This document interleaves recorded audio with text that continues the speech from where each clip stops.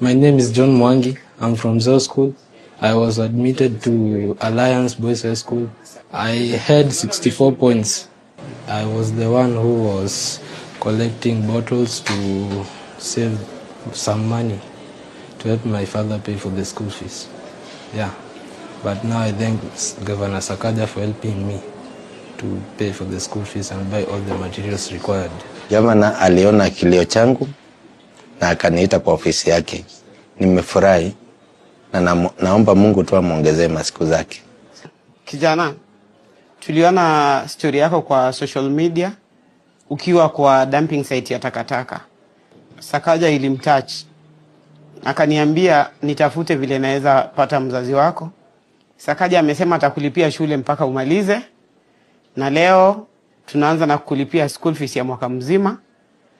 Tunakufanyia shopping, tunakupatia pocket money na tunakununulia uniform. Kwa hivyo tunataka leo tukuone ukiwa shuleni. So uende ujitume na tunataka baadaye pia wewe uweze kusaidia watoto wengine. Thank you very much. God bless you. So gunia moja ni pesa ngapi?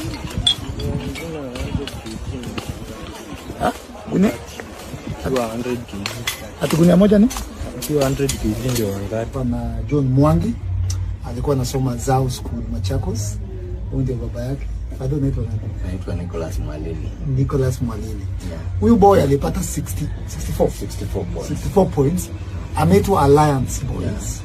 Lakini sasa juu Fadhe amestruggle, ametafuta do, ameshindwa. Hapa tuko Kware hapa. Hapa Kware. Mtoya amerudi kwa Kware maze kuchimba. Ndio at least atafute pesa kidogo ya kuingia Alliance. So team sisi kwa sisi ni January, vitu ni ngumu, lakini tumesema kila mtoto atasoma. Na huyu hata si asome peke yake. Paka baba yake ndio kuna watoto wengine. Tuinue huyu. Afungue biashara, achunge huyu na watoto wengine. Fadi. Yes. Tupatie namba yako. Namba yangu ni 0725. Yeah. Oh, yeah. If you give a little more than you take, and if you try to fix more than you break,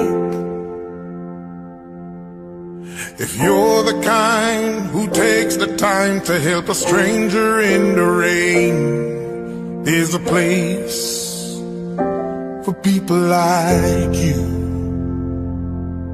If you stand up for those down on their knees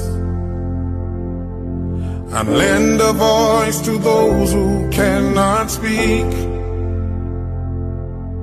if you shine a little